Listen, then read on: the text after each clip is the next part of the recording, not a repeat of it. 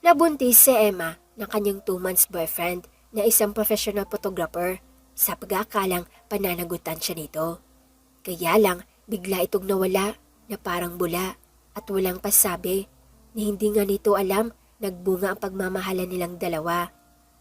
Sinubukan niyang puntahan ito upang ipaalam ang kalagayan niya, kaya lang ang mata pobre nitong ina ang nadatnan niya. Pinagtabuyan siya at hindi tinanggap sa pamamahay nito.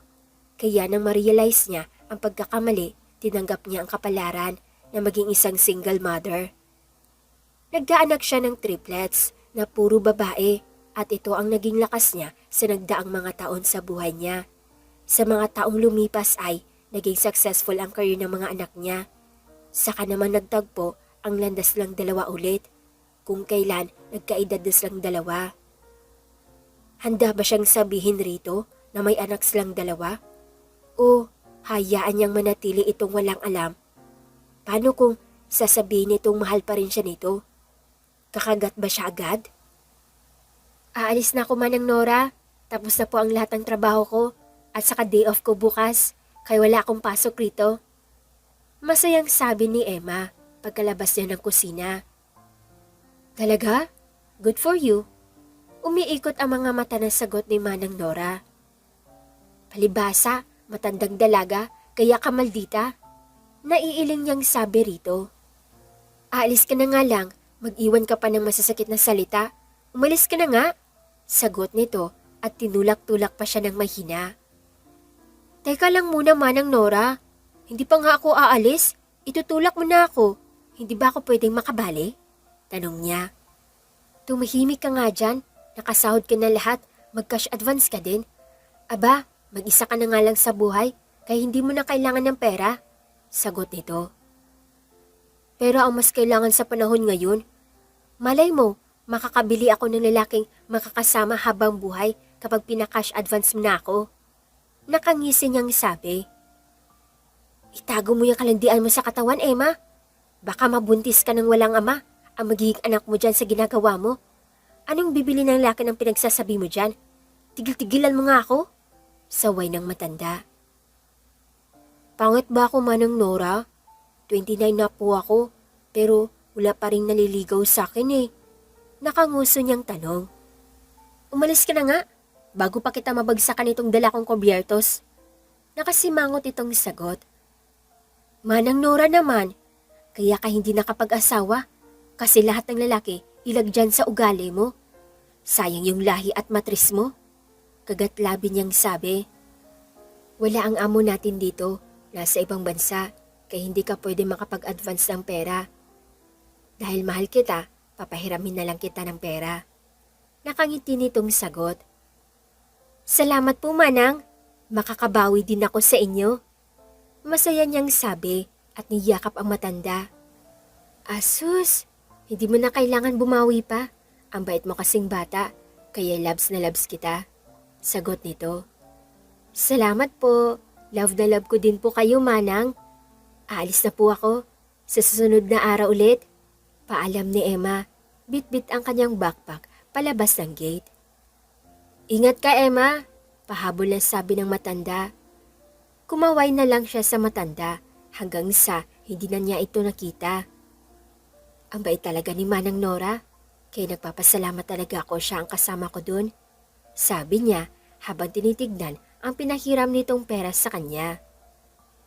Sasakay ka ate? Tanong ng isang binatilyong driver sa kanya. Oo, sa syudad ako tutungo. Sagot niya at ibinulsa ang bitbit na pera. Sakay ka na po rito sa loob, sabi nito sa kanya. Sige, salamat, sagot niya at pumasok na sa tricycle. Saan sa syudad ko po kayo ihahatid, ate? Tanong nito. Sa may plaza na lang, sagot niya habang nakatingin sa labas. 3:00 pa lang ng hapon, kay maliwanag pa ang lugar. Ang sarap gumalas sa plaza kapag ganitong oras at kailangan may pera ding dala-dala. Nandito na po tayo, ate, sabi nito at hininto ang tricycle. Bayad ko, keep the change, sagot niya saka bumaba. Salamat, sabi nito habang naglalakad na siya. Itinaas lang niya ang kanyang kaliwang kamay bilang pagtango. I miss you, babe. Kamusta ka na? Narinig niyang tanong ng babae sa boyfriend nitong pagdaan niya. Umiikot na lang ang mga mata niya sa kalandian ng mga ito. I miss you more, sagot naman ng lalaki at nagyakapan ang mga ito. Sa umpisa lang yan masaya, maghiwalay din kayo, panigurado. Mahina niyang sabi, sabay upo. Maya-maya lang, nauumay na siyang nakatingin sa bawat magsyota na naglulumpungan kahit saang parte ng plaza. Nagsisisi tuloy siya kung bakit naisipan pa niyang pumunta rito. Maya-maya lang, naririnig niyang parang may pumitik na kung anong bagay malapit sa gawin niya. Pero hindi na lang niya pinagtuunan ng pansin. Kaya lang, naulit ng ilang beses. Kaya hinanap na niya kung saan galing ang tunog niya yon. Ano yung ginagawa mo? Pagduro niyang tanong sa lalaki, may bit-bit na malaking kamera habang nakatingin sa kanya. Capturing a beautiful view, sagot nito habang nakangiti. Kinukunan mo ba ako ng litrato? Tanong niya at agad na tumayo. Yes or no? Sagot nito na parang nambubus ka pa. I-delete mo yan o babasagin ko yung pagmumukha mo. Sabi niya at inambahan ito ng suntok pagkalapit niya rito. Easy, high blood ka naman masyado. Pero sayang naman kung i-delete ko ito. Ang ganda mo rito. Sagot nito at ibinaba ang kanyang kamay. Patingin nga, baka ipagpalit mo ng manok yan sa kapitbahay niyo. Sabi niya sabay tingin sa hawak nitong kamera. Funny? Okay, tignan mo. Sagot nito at pinakita sa kanya ang kanyang litrato. Ang ganda niyan. Ako ba yan? Baka pinagluloko mo lang ako. Inis niyang tanong. Silly? Of course, ang tawag rito ay stolen shot. By the way, my name is Eman Donato. I'm a professional photographer.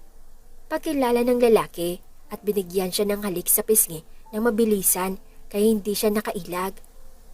Iba na din pala ang makabagong panahon, no? Estranghero pa nga ay hahalik na agad sa pisngi. Emma nga pangalan ko. Walang kangiting-ngiting sagot niya. Bigla siyang nakaramdam ng hiya. Baka amoy pawis pa siya. Kakagaling lang siya sa trabaho at hindi pa nakapagpahilamos man lang.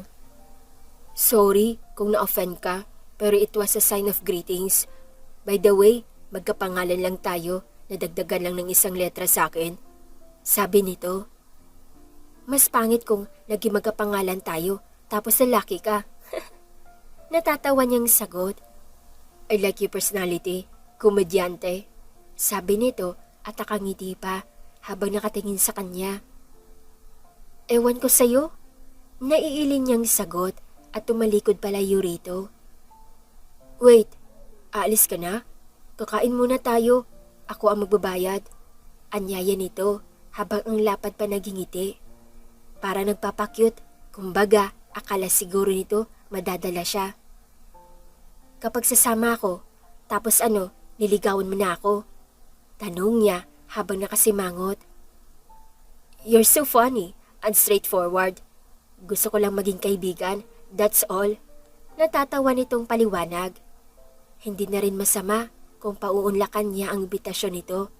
Gwapo naman, kaya hindi masasayang ang pagod niya. Tara, gutom na rin ako sa kadaldal, sabi niya at nagpatiuna pa sa paglalakad. Saan mo gustong kumain, Emma? Tanong nito habang nakasunod sa kanya. You choose, ikaw naman ang nag-aya sagot niya. Baka sabihin nitong bobo siya dahil hindi siya marunong sumagot ng English. Dito na lang siguro tayo, turo nito sa isang sosyal na kainan. Bagay ba ang suot ko dyan? Tanong niya habang tinitignan ang sarili. Okay lang naman, alangan lamang magsusuot ka ng two-piece bikini para makapasok dyan. Natatawa nitong hirit at naunang pumasok sa loob. Kapag siguro nabaliw ako, pwede na akong magsuot ng sinasabi mo, sagot niya. Pinagpag niya ang suot niyang sandals sa semento para maalis yung alikabok. Nakakahiya naman kung sa bawat apak niya sa tiles ay may maiiwang dumi. Anong gusto mong kainin? Tanong ni Eman. Aba, ewan ko sa'yo, pero baka pwedeng ikaw na lang ang kainin ko? Nakangisi niyang sagot. I'm not joking, Emma. Seryoso nitong sabi, kaya natigilan siya. Tignan ko nga yung hawak mo. Ano ba to? Tanong niya at kinuha ang menu. Tinignan lang niya pero hindi niya binasa. Hindi naman niya alam kung anong ulam ang masarap sa lugar na ito. May napili ka na ba? Tanong ulit ito. Ikaw na lang, Eman. Naguguluhan ako eh. Reklamo niya. Okay, sagot nito. Isang oras din silang naghintay bago na-serve ang kanilang order. Nakatitig lang siya sa mga pagkain na nasa kanyang harapan. Magkano kaya mga ito? Mahal siguro ito, pero ang liit lang naman. Let's eat, Emma. Hindi mauubos ang pagkain kung titigan mo lang, sabi nito. Parang hilaw naman yung mga gulay eh, reklamo niya. Wag mong kainin, may meat naman, sagot nito at nag-umpisa ng kumain. Wala naman siyang magagawa, kaya kumain na lang siya. Nang matapos sila sa pagkain, may natira pang sobrang dami. Kaya binuksan niya ang kanyang dalang backpack. What are you doing? Nakakunot ang noong tanong nito. Naghahanap ako ng plastic. Ibabalot ko yung tira natin, sagot niya. Okay, sino ang kakain? Aso niyo? Inosenteng tanong nito. Hindi, ako ang kakain. Sayang kasi kung iiwan natin rito, sagot niya. Gustong bumanghalit ng tawa si Eman sa itsura ng babaeng kasama habang isinil dito ang tira nilang pagkain sa loob ng hawak nitong plastic. Pwede ka namang humiling sa kanila ng disposable Tupperware, sabi niya. Hindi na, mas komportable ako kung ito na lang kasi isisilid ko na lang naman sa loob ng bag ko at ayaw ko magbitbit, sagot nito habang napang-abot ang kilay nito. Tamad ka pala, nakangisi niyang sabi. He's comfortable talking her in any way. Nakakatuwa kasi walang kakeme-keme sa katawan but she's beautiful kahit walang makeup. Ano? Magbayad ka na para makalis na tayo. Okay, sagot niya at tinawag ang waiter upang hingin ang kanilang bill. Pagkatapos niyang kunin ang sukli, lumabas na sila ng restaurant. Salamat sa libre ha. Sobrang nabusog ako, sabi nito. Talaga bang nabusog ka? Parang hindi naman nagkalaman yung tiyan mo o sadyang ang bilis lang magpino ng bituka mo. Nakangisi niyang tanong.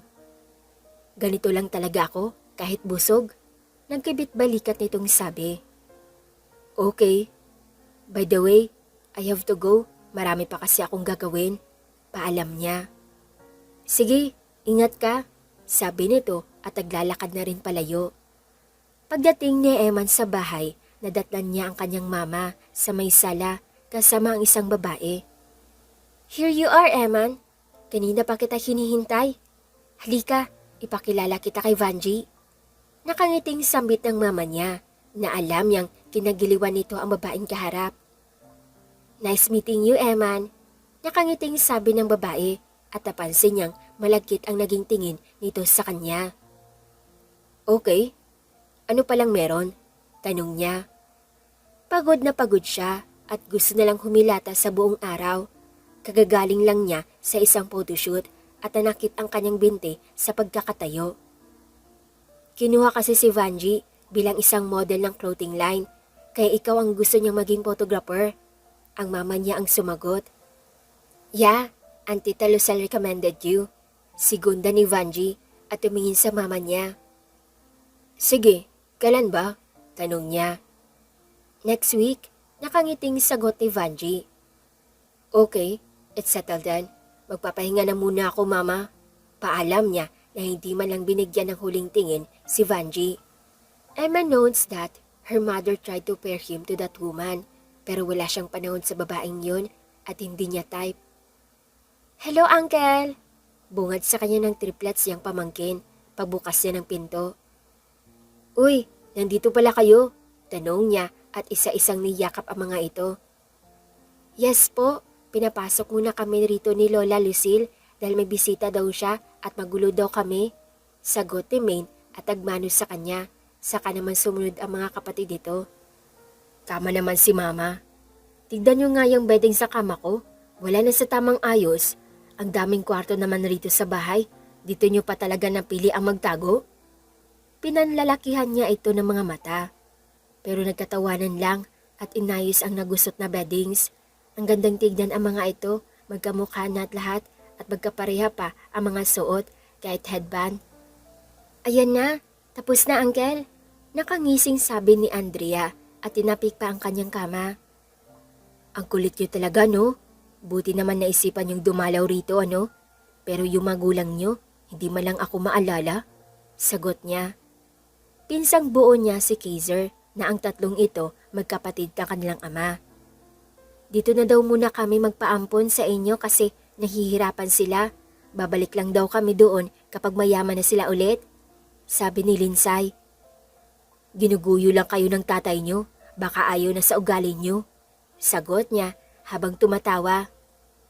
Ewan, kibit balikat na sabi ni Andrea. Samantalang si Emma naman, sa susunod na araw ay pumasok na sa trabaho. Pasipol-sipol pa siyang papasok sa loob ng bahay. Magandang umaga Manang Nora, bati niya sa matanda. Oh, nandito ka na pala Emma. Akala ko hanggang linggo day off mo. Nakangising tanong nito. Isang linggo kung may lalaki ako, pero kung wala, sapat na sa akin ang isang araw. Wala din naman akong kaibigan na kasamang gagala. Ngayon ko lang napansin na sobrang lungkot pala ng buhay ko, Manang. Naiiling niyang sambit. Umagang umaga, nagdrama ka na naman. Sige na, kumain ka muna bago magtrabaho. At saka maibibigay ako sa iyo mamaya. Nakangiting utos ito sa kanya. Sige po, pero ano po yung ibibigay niyo sa akin? Tanong niya. Mamaya na, sagot ni Manang Nora. Kaya walang nagawa si Emma, kundi ang pumasok sa kusina at naganap na pwedeng makain. Sa sumunod na buwan, nagkaroon ng day off si Emma. Sa mall naman siya naisipang gumala. Nakatanggap siya ng walang kaltas na sahuran, kaya balak niyang bumili ng cellphone dahil wala pa siya doon. Magandang umaga ma'am. Ano pong gusto mong bilhin? Cellphone ba o accessories? Tanong ng tindera. Mas maganda ka pa sa umaga miss. Sagot niya habang naghahanap ng magandang cellphone na babagay sa kanya. Ay salamat po. Kinikilig na sabi ng babae. Pagkatapos niyang bumili, agad siyang naglibot sa buong mall. Ang laki naman nito, baka mawala ako. Bulong niya sa sarili habang naglalakad.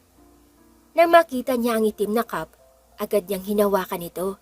Kaya lang may umagaw din sa kanya, kaya nag-agawan silang dalawa. Pagharap niya rito ay nakita niya si Eman. Hoy, magbigay daan ka naman kasi ako una nakakita ng cup. Nakasimangot habang nakapameywang niyang sabi. Okay, tatanungin ko na lang yung sales lady kung may iba pang stock nito para same tayo. Akin na yan, ako na magbabayad. Sagot ito at kinuha ang bitbit niyang cup saka naglakad papunta sa counter. Hindi siya sumunod sa lalaki. Nag-iba din siya ng pinuntahan at tapadpad siya sa panlalaking damit. Hindi na niya kailangan mag-shopping dahil yung sinabi ni Manang Nora nung nakaraan ay mga damit pambabae pala yun na package galing sa amo niyang babae. Nasaan na yung cup ko? Tanong ni Emma. Binayaran ko na.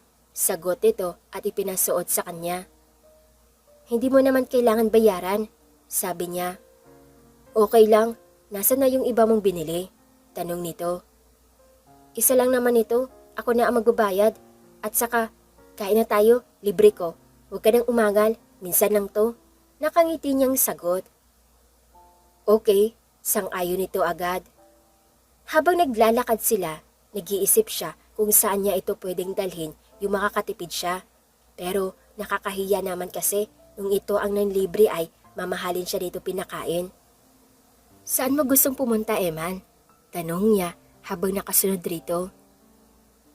Dito ka nga sa tabi ko para tayong pumipila eh, reklamo nito. Hayaan mo na, nakangisi niyang sabi. Hanggang sa napadpad sila sa isang street foods vendor. Ang daming tao, halos hindi sila makadaan. Anong gagawin natin dito? Ang daming tao, tanong ni Eman. Dito tayo kakain, sagot niya. Okay, sabi nito habang nakatingin sa mga taong kasabayan nila. Keri mo lang kumain sa ganitong lugar? Tanong niya. Oo, pero tingin ko mamamatay tayo sa gutom. Mabuti na lang busog pa ako ngayon. Naiiling nitong sagot na pabulong sa kanya. Busog pa din naman ako eh. Sakto naman kapag matapos itong iba ay gutom na tayo, sabi niya. Samantalang si Emma naman, pasimpleng kumakatingin sa babaeng kasama. Magtiyaga kasi itong nakatayo habang naghihintay na matapos ang iba. Palagi ka bang nagpupunta rito? Ngayon lang. Talaga? Nagtsatsaga ka kasi naghintay kahit madami naman tayong pwedeng makainan. Hindi ako mainiping tao at saka marunong ako maghintay. Ano bang trabaho mo? Mas maganda yun, may pag-uusapan sila para hindi siya mahilo sa dami ng tao. Kasambahay, pero okay lang naman dahil malaki naman ang sahod at saka wala yung amo, nasa ibang bansa kaya walang magagalit kapag nagkamali. Nakangiti nitong sagot. Hindi ka ba hanapin ngayon? Baka kasi matatagalan pa tayo rito. Tanong niya ulit. Walang problema kasi day off ko naman ngayon. Sagot nito. I see. Tanging nasabi niya. Nakahinga ng maluwag si Eman na makalipas ang ilang oras, nakaupo na rin sila. Napahilot siya sa kanyang binti dahil sumakit ito. Uminom ka muna ng tubig dahil mag-order pa lang ako. Ipapaluto ko kung anong meron sila tapos titikman mo kung magugustuhan mo ang lasa. Nakangiting sabi nito at binuksan ang bottled water para sa kanya. Thank you. Umalis naman ito at pumunta sa nakahilerang mga street foods. Pagkaluto ay kumain na sila agad at sakto namang nagugutom na siya. Kamusta? Masarap ba ang lasa? Tanong ni Emma. Oo, tipid niyang sagot. Talaga? Pero kabaliktaran naman sa pagmumukha mo eh. Nalungkot at saka nakakunot yung noo mo. Masarap ba talaga? Nakagiwi nitong tanong. The taste is delicious pero sobrang init kasi. Reklamo niyang sagot. Aba, hipan mo muna bago mo kainin. Sobrang gutom mo na talaga no. Baka mamaya nilulunok mo na lang yan at hindi nginunguya. Naiiling nitong sabi na may kasamang halakak. You make me funny on me. Nakanguso niyang sagot. Hindi sabi nito at pinahidan ang gilid ng kanyang bunganga gamit ang kamay nito kaya natigilan siya. Ano yun? Tanong niya. May naiwang sauce sa bibig mo, ang kalat mo namang kumain? Sagot nito. Napailing na lang si Eman, bigla siyang nahiya dahil doon. Next time, ako na naman ang malilibre nakakahiya sa part ko na babae ang pinagbabayad ko. Sabi niya, bitbit ang isang baso. Katatapos lang nilang kumain at halos hindi na siya makahinga sa kabusugan. Oo naman, baka kasi wala na akong pera sa next time na sinasabi mo. Natatawa nitong sagot. Nahihiya kasi ako. Instead na mailaan mo yung pera sa pamilya mo, na ilibre mo pa talaga sa akin. Sabi niya. Walang kaso yun, kasi wala akong kapatid at wala akong magulang. Paano ka nabuhay sa mundo kung wala sila? Ay, nasa kabilang mundo na sila nakatira. Natatawa nitong sabi. Maya-maya lang, naglalakad na sila paalis pagkatapos itong magbayad. Ihatid na kita, Emma. Wala naman akong hahabuling photoshoot ngayon. Presenta niya. Sige, salamat.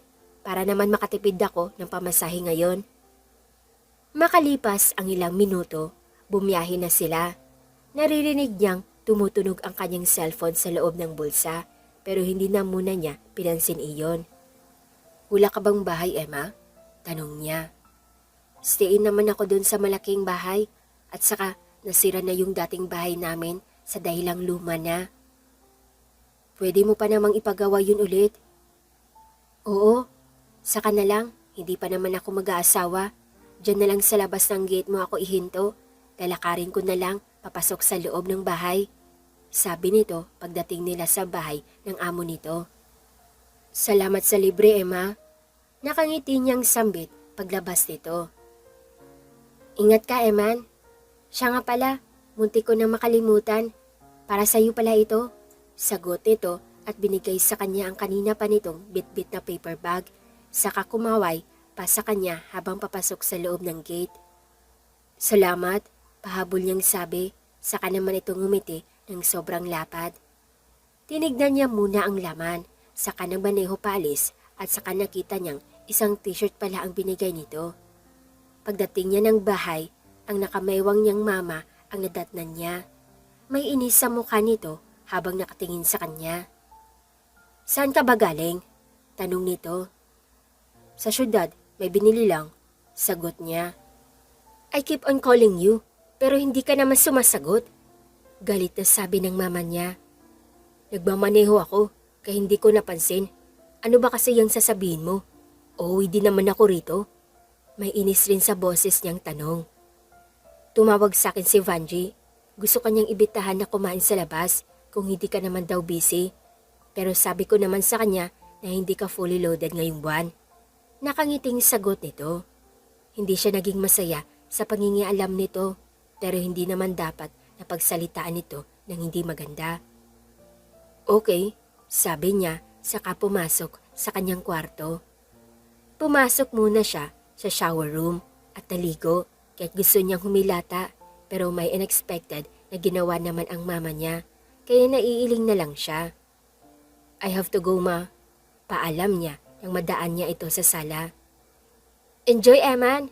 Masayang sagot nito. Saka naman tumunog ang kanyang cellphone habang bitbit ito kasama ang kanyang susi ng kotse. Napakunot ang kanyang noo nang hindi pamilyar sa kanya ang tumawag. Hello Eman, it's me Vanji.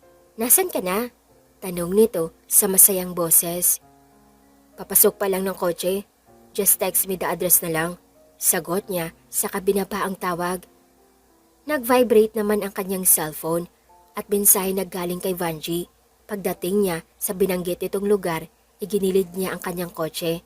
Mula sa loob ng restaurant, nakita niya naglalakad si Vanji palabas at sinalubong siya. Thank you for coming. Akala ko mapapahiya ako dahil hindi ka makakarating, but Tita Lucel see to it na hindi ka tatanggi. Nakangiti nitong sabi at bumeso sa kanya.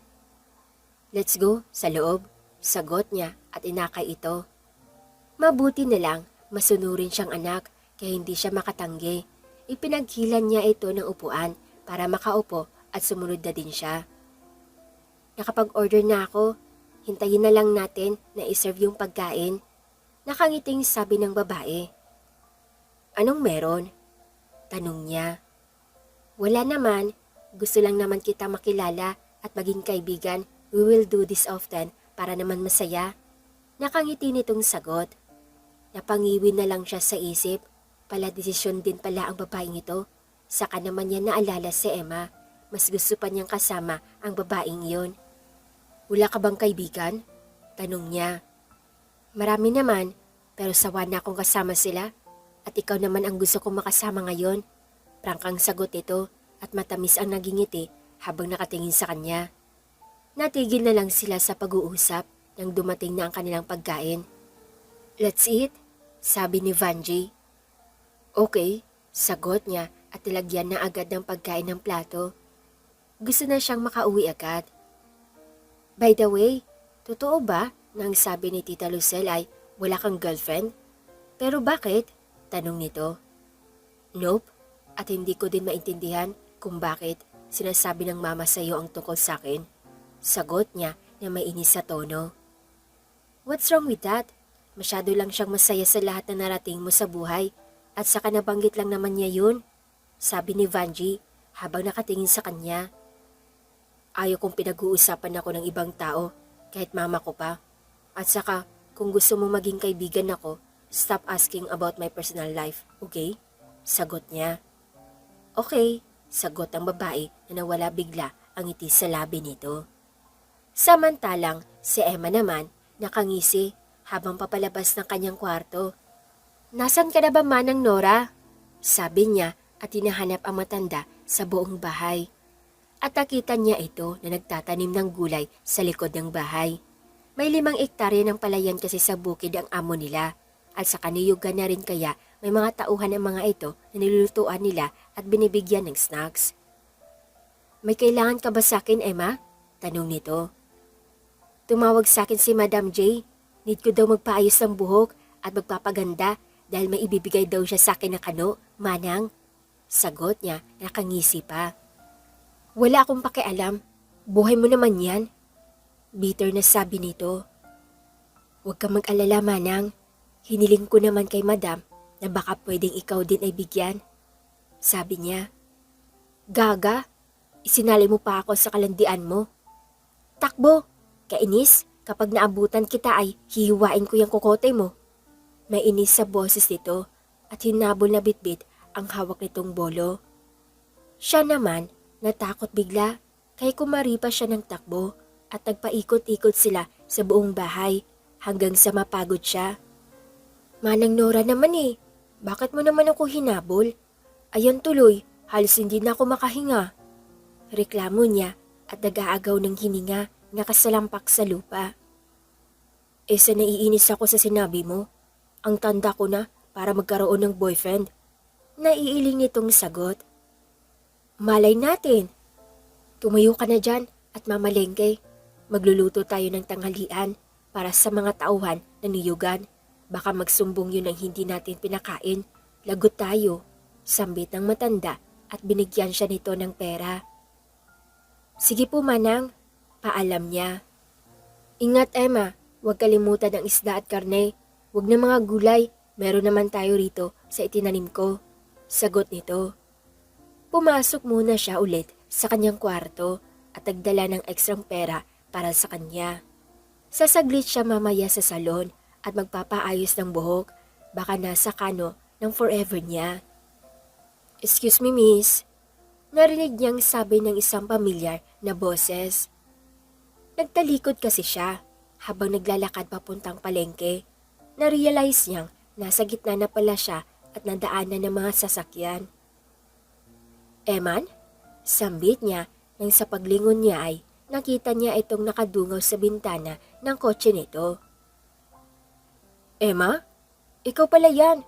Kung hindi ka lumingon ay hindi kita makilala. I like your new looks. Nakangiti nitong sagot. Assuming ba ako kung sabihin kong baka destiny tayo? Nagkita naman tayo ulit Natatawa niyang sabi. Oo nga, maniniwala talaga ako dyan. Sagot nito saka bumaba ng kotse. May bibilhin ka ba rito? Tanong niya. Titingin lang ako, baka may matipuhan. Tara, sabay na tayo. Aya nito sa kanya. Hindi ko day off ngayon, kaya hindi ako pwede magtagal. Baka makurot ako sa singit ni Manang Nora. Natatawa niyang sabi.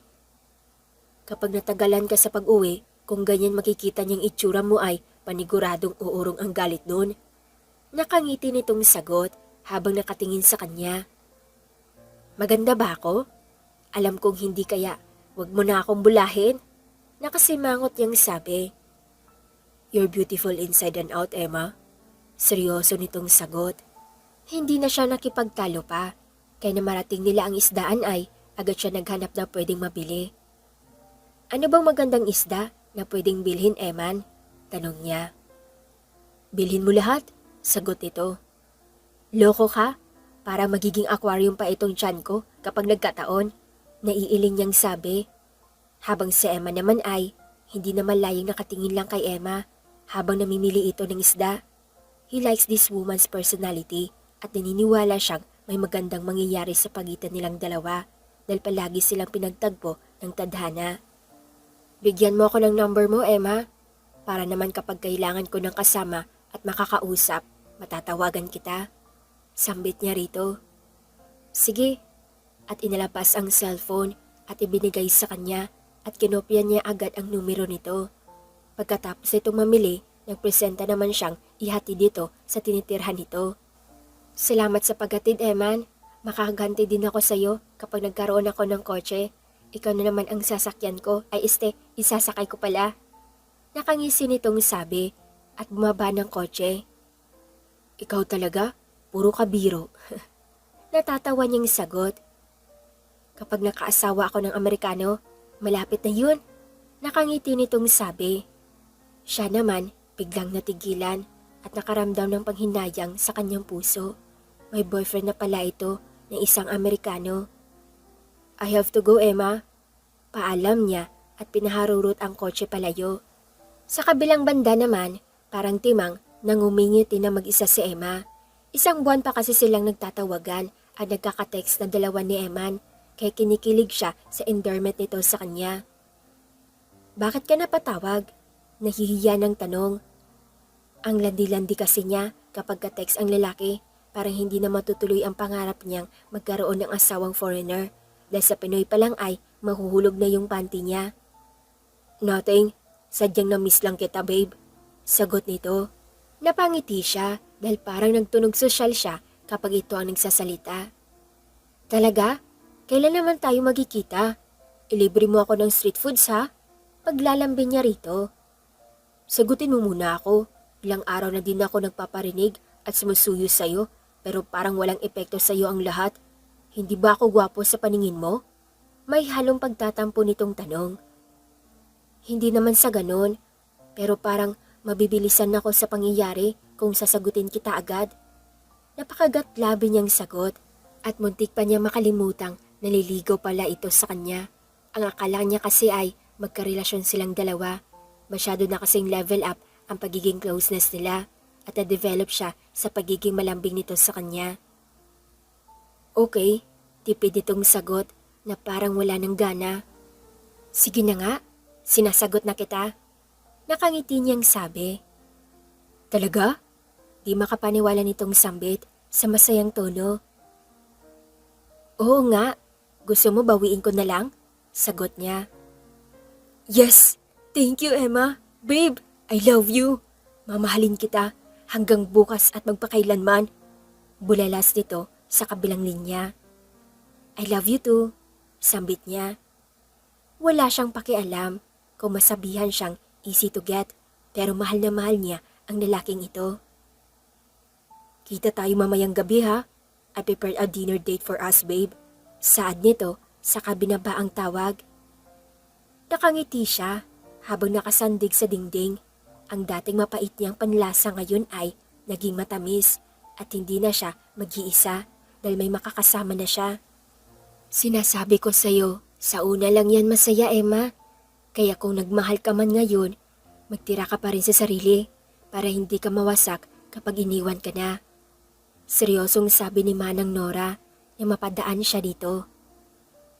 Mang Nora naman baka magkatotoo yung sinasabi mo, kawawa ako.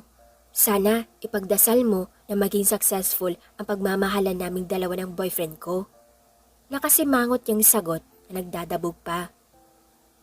Nasa tamang edad ka na at alam mo na ang ginagawa mo. Ang sa akin lang ay paalala. Nakangiting sabi ni Manang Nora. Salamat po. Magpapaalam po pala ako na lalabas ako mamaya magdi-dinner lang. Paalam niya at nagpapakyut pa rito para payagan siya. Oo naman, sagot nito at umalis sa kanyang harapan. Bandang gabi, agad siyang naligo at nagbihis. Kailangan niya magpabango para man mahalin siya nito ng matagal. Magandang gabi po, Manang. Hihiramin ko muna itong dalaga mo. Nakangiting paalam ni Eman kay Manang Nora pagdating nito. Oo naman, nakikita ko namang mabait kang tao, sagot ng matanda. Talaga lang ha, Manang. Sana totoo yung sinabi mo at walang halong kaplastikan. Sabi niya sa isip at napabungis-ngis pa. Aalis na kami Manang Nora, paalam niya. Ingat ka Emma, sagot nito at pinanlakihan siya ng mga mata. Naiiling na lang siya habang nakatingin rito para itong nanay na pasasamahin ang anak pero deep inside hindi pala gusto. Buti naman pumayag si Manang. Thank you dahil nagpakita ka sa akin ngayon. Malambing nitong sabi, saka hinalikan siya sa labi sabay pasuot sa kanya ng seatbelt. Mamaya na ang laplapan, kakain muna tayo ngayon. Natatawa niyang sagot. Sorry, nagigigil ako sa iyo Naiiling na sabi nito at nagsimula na magmaneho. Samantalang si Emma naman ay sobrang saya ang nararamdaman ngayon dahil kasama niya ang babaeng mahal niya. Ang gwapo naman yata ngayon, tanong nito.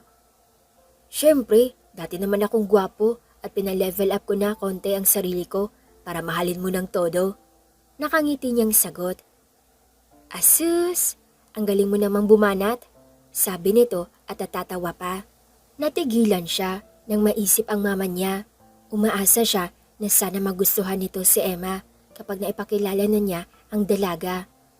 Makalipas ang oras, narating nila ang lugar kung saan niya ito dadalhin upang kumain. Dito na tayo? Tanong ni Emma habang nakatingin sa buong paligid. Oo, tipid niyang sagot. Dinala kasi niya ito sa isang night market na makikita sa Seaside Boulevard na may floating cottage na pwedeng kainan. Ang ganda ng lugar at may ihaw-ihaw pa. Napabulalas na sabi nito. Nagustuhan mo ba? Tanong niya. Sobra. Salamat. Nakangiting sagot nito at binigyan siya ng mahigpit na yakap. You're welcome. Sagot niya. Nagbayad muna siya ng cottage at saka nag-order ng pagkain nila. Sa cottage muna siguro tayo habang hinihintay ang pagkain natin. Aya ni Emma at magkahawak sila ng kamay at tumawid doon. Ang lamig ng hangin rito, sagot niya habang nakatingin sa nobya. Mukha na ba akong hangin ngayon, Eman? Sa akin ka nakatingin eh. Natatawa nitong sabi. Masyado kang palabiro, that's why I fell in love with you, babe. Malambing na sagot niya, saka lumapit rito at iyakap ito. Nilagay niya saglit sa ibabaw ng mesa ang kanyang cellphone na nasa loob ng bulsa para maayos siyang makaupo nang hindi maipit ang gamit niya. Talaga?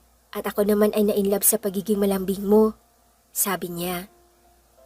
Hindi ako nangangako, pero gagawin ko ang lahat para maging masaya ka. Sigurado niyang sagot.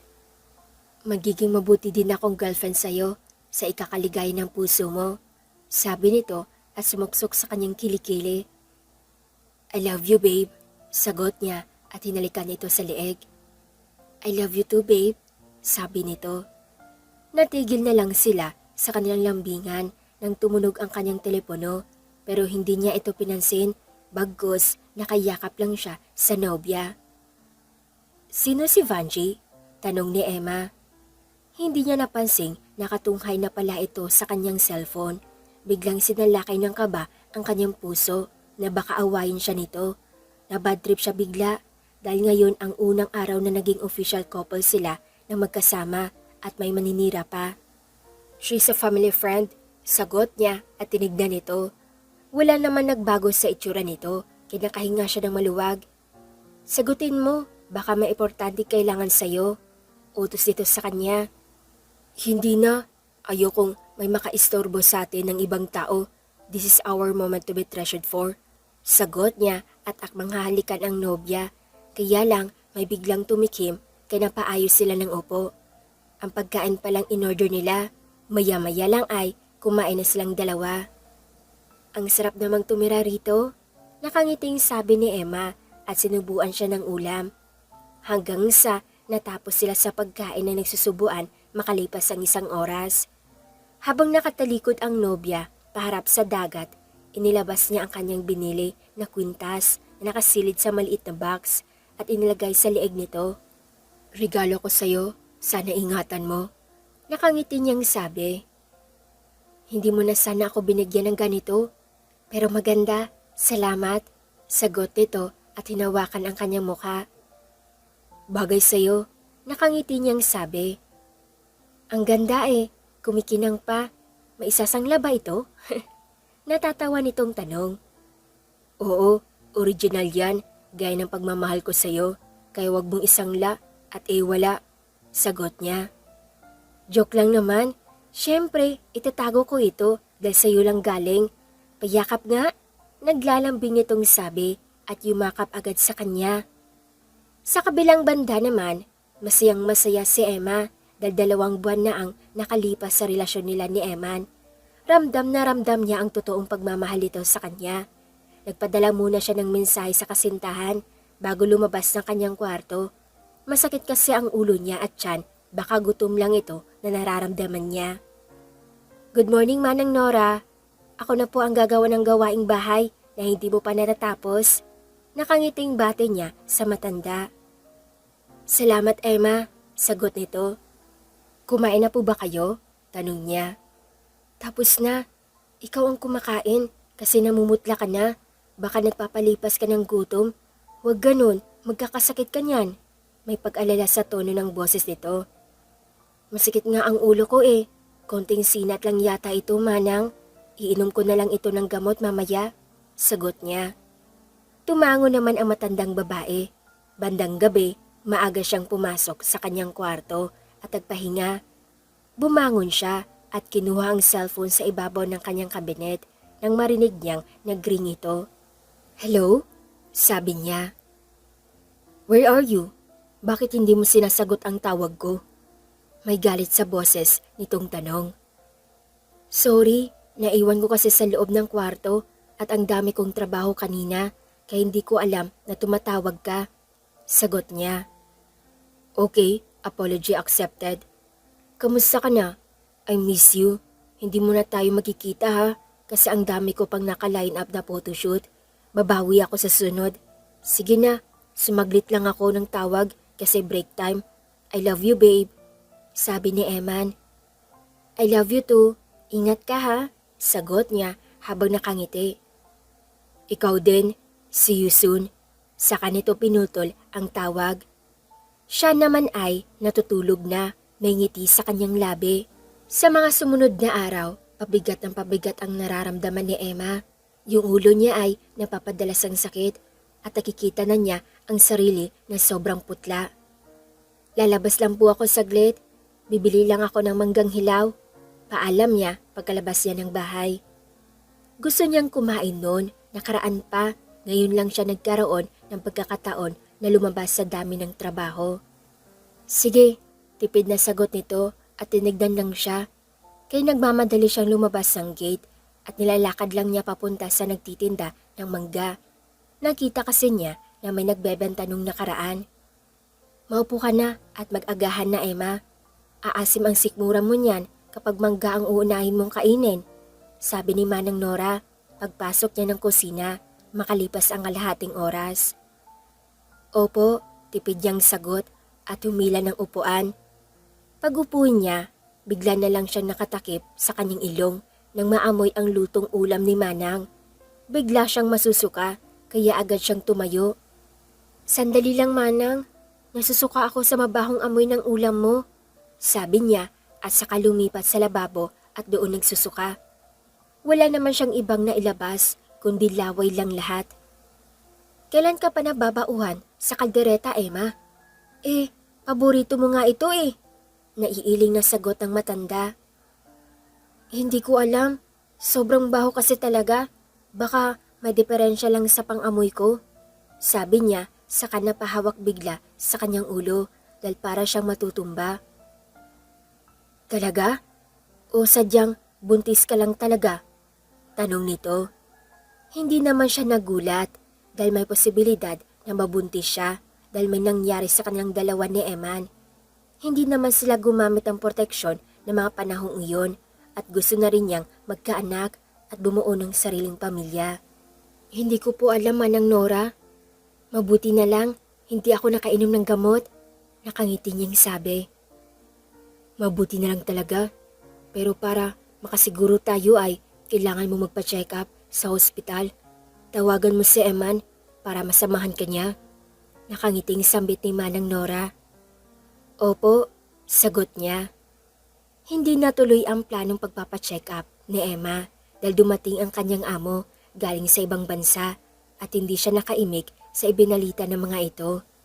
Ebebenta na namin itong bahay at lahat ng ari-arian namin at mag-migrate na sa ibang bansa. Nakakalungkot man ang ibalita ito sa inyo pero kailangan. May separation fee naman kayong matatanggap mula sa amin para na may magamit kayo sa panibagong daan sa inyong tatahakin. Nakangiting sabi ni Madam. Okay lang po Madam, ganun talaga ang buhay pero hindi namin makakalimutan ang kabaitan niyo sa amin. Sagot ni Manang Nora. Ang liit ng mundo, kaya alam kong darating ang panahon magkita-kita din tayo. Nakangiting sabi ni Madam. Pagkatapos ng kanilang pag-uusap, pumasok na sila sa kanilang kanya-kanyang kwarto. Nang matapos siya sa pag-iempake, pumasok siya sa kwarto ni Manang Nora. Nakakalungkot naman itong nangyari, Manang Nora. Pero desisyon naman ng amo natin ang lahat, sabi niya. Oo nga eh, kaya kung ako sa iyo ay tawagan mo na si Eman para masundo ka na niya agad rito, sabi ni Manang Nora. Sige po Manang, sagot niya. Mag-iingat ka rito Emma, uuwi muna ako sa probinsya namin at medyo matagal-tagal pa tayo magkikita ulit. Nakangiting sabi nito at saka niyakap siya ng mahigpit. Kayo din po Manang, sagot niya. Pagkatapos lang mag-usap ni Manang, nagpaalam na siyang mauuna ng umalis. Naghanap siya ng pwedeng masakyan at nagpahatid sa syudad. Sa plaza muna siya tumambay hanggat hindi pa niya nakokontak ang nobyo. Nasaan ka na ba kasi? Sabi niya habang tinatawagan ang lalaki. Kung kailan, kailangan niya, saka naman wala. Bago pa siya mainis at maabutan ng gabi sa plaza sa kakahintay ay umalis na lang siya at pinadalhan na lang ito ng mensahe. Saan kaya pwedeng makahanap rito ng paupahang isang buong bahay? Sambit niya sa kanyang sarili habang palingalinga sa buong paligid. Ang hirap namang mag-isa sa ganitong sitwasyon, mabuti na lang malaking pera ang binigay ng dating amo. Magandang hapon, pwede magtanong? Sabi niya sa babaeng kasabayan niyang naglalakad. Ano yun? Tanong ng babae. Taga rito ka lang ba? Baka may alam kang pwedeng paupahan na buong bahay na, hindi yung kwarto lang, sagot ni Emma. Tamang-tama miss, may pinapaupahan ako mga bahay. May nakakuha ng iba, pero may isa pang bakante. Kung gusto mong makita, sumama ka sa akin. Nakangiting sabi nito. Mukha namang mabait, kay kampante siyang sumama rito. Magkano ang monthly? Tanong niya. Tignan mo muna miss, saka ko nang sasabihin sa'yo kung magkano. Malapit lang yun dito sa city, kaya hindi ka na mapapalayo pa. Nakangiting sagot nito habang patuloy lang silang sa paglalakad. Sige, sang-ayon niya. Narating nila ang isang computer shop na may katabing convenience store makalipas ang kalahating oras. Iyang malaking gate, pagmamay-ari ko. Sa loob niyan ay ang bahay na sinasabi ko. Halika, pasok tayo sa loob, sabi ng babae at binuksan ang malaking gate habang nakasunod naman siya. Ang laki ng bahay mo, panigurado malaki ang upa nito. Naiiling niyang sagot na tumambad sa kanya ang bonggang bahay. Nagustuhan mo ba? Tanong ng babae. Oo, gustong-gusto ko. Pero baka hindi kaya ng budget ko. Dismayadong sagot niya. Ano bang trabaho mo? Kaya mo yung bayaran. Sa susunod na buwan pa naman ako maniningil at hindi ako nagpapa-down payment. Nakangiting sabi nito. Naku, salamat. Kasi sa ngayon, maghanap pa lang ako ng trabaho eh. Sagot niya. Okay, enjoy your stay. Saglit lang, kukunin ko lang yung susi. Paalam ng babae at pumasok sa katabing bahay. Pagbalik nito, agad na binuksan ang bahay at sumunod sa babae na pumasok sa loob. Malinis na ito, kaya feel at home. Ako nga pala si Ceres, pakilala ng babae at nakipagkamay sa kanya. Ako naman si Emma, maraming salamat, nakangiti niyang sambit. Kinabukasan, maagang nagising si Emma. Aalis siya ngayon, papuntang hospital. Tapos na siyang naligo, kahit malamig ang tubig, tiniis niya. Nasa sala siya ngayon, nakaupo, habang tinatawagan ang nobyo. Ano na kayang nangyari sa lalaking yun? Ni text ay wala akong natatanggap mula sa kanya. Sabi niya at nagsimula na mag-alala. Baka busy lang yun o di kaya maraming photoshoot na pinupuntahan. Pero isang bagay lang ang tumino sa aking isip na baka nakahanap na yun ng iba at iniwan na siya. Good morning Emma, bati ni Ceres sa kanya sa labas ng bahay. Bakit? May kailangan ka? Nakangiti niyang tanong pagbukas niya ng pinto. Nagluto ako ng agahan. Saluhan mo ko? Nakangiti nitong sagot. Ang bait naman ng babaeng ito. Maganda na, mayaman pa. Sige, tamang-tama, gutom na rin ako, sabi niya. Halika, sa bahay tayo, sagot ni Cyrus. Sumunod naman siya sa babae sa loob ng bahay nito. Ang ganda at kompleto ng mga gamit. Ba't ang tahimik? Wala kang kasama rito? Tanong niya. I live alone for a long time, Emma. Nakangiting sagot nito at inakay siya sa kusina. Nasaan ang asawa mo? Mga anak? Tanong niya. Wala ako nun. Sit down, kakain na tayo. Nakangiting sagot nito. Bakit naman wala? O baka naman hindi ka lang naghanap? Tanong niya at saka nagsimula ng kumain. Sobrang busy sa buhay, nakalimutan kong mag-asawa hanggang sa nawalan na lang ako ng gana. Natatawang sagot ni Cyrus. Hindi pa naman senior citizen ang 30, kay Kerry pa yan, sabi niya. Naisip ko din yan sagot ang babae. Salamat sa agahan ha, babawi ako sa susunod, sabi ni Emma pagkatapos niyang kumain. Okay lang naman, masaya ako na nagkakilala tayo, saka may makakausap na ako rito, sagot ni Cyrus habang papalabas sila ng kusina. Naku, natouch naman ako, mauuna na ako ha, salamat ulit, paalam ni Emma. Papunta siyang hospital ngayon, pero ang problema, hindi niya pa din makontak si Eman. Nawala na lang ito bigla at hindi na matawagan pa. Palaging cannot be reached ang numero nito. Nasaan ka na kasi, Eman? Buntis ako at magkakaanak na tayo. Pero wala ka. Ngayon kita mas kailangan. Sabi niya habang tinatawagan ulit ito. Nasa labas na siya ng hospital ngayon. Bitbit ang resulta ng test at positive na buntis nga siya. Nagsimula ng tumulo ang kanyang mga luha nang maisip na ilang araw na itong hindi nagpaparamdam sa kanya. Ba't naman ganun? Biglaan naman masyado. Para na siyang nababalo na nagsasalitang mag-isa. Nang hindi talaga makontak ang nobyo sa ilang beses na pagtawag niya rito at dali-dali siyang nag-backread sa convo nila sa text at hinahanap ang address nito na binigay sa kanya. Pagkakita niya, wala siyang sinayang na oras at pinuntahan agad ito. Kaya mo to, Emma?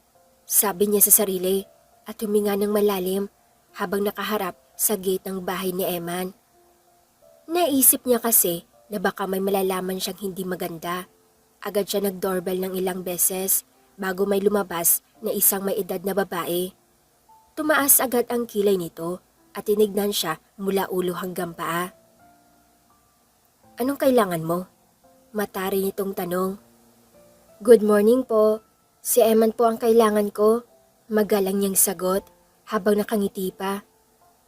At sino ka ba para hanapin ang anak ko? Tanong nito ulit. Ako po si Emma, girlfriend ng anak niyo. Sagot niya. Nananaginip ka yata, miss. Ikaw? Papatulan ng anak ko?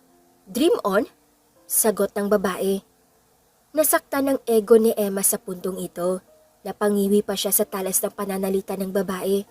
Paano niya pakikisamahan ang mama ni Eman kung ganito ang ugali nito?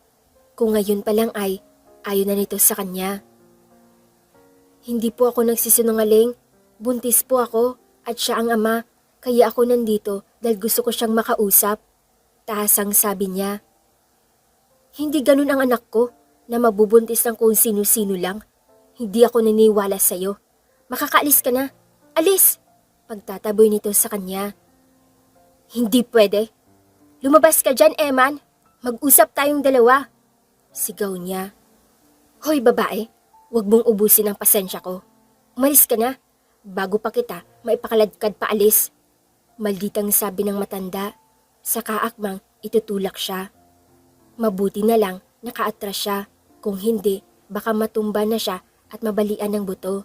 Naisip ni Emma na kapag ipipilit pa niya ang kanyang kagustuhan makausap si Eman, baka masaktan pa siya ng babae at madamay pa ang baby niya sa tiyan.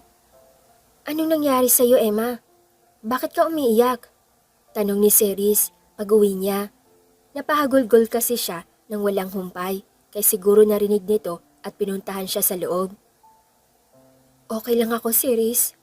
May pinagdadaanan lang. Sagot niya habang umiiyak pa rin. Ano ba kasi yan? Sabihin mo sa akin, baka makatulong ako. Sabi nito. Kailangan niya sigurong ilabas ito para naman kahit na papaano magagaan ang pakiramdam niya. Buntis ako at bigla nilang nawala na parang bula ang nobyo ko.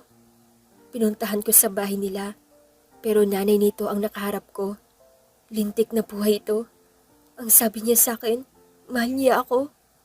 Pero bakit?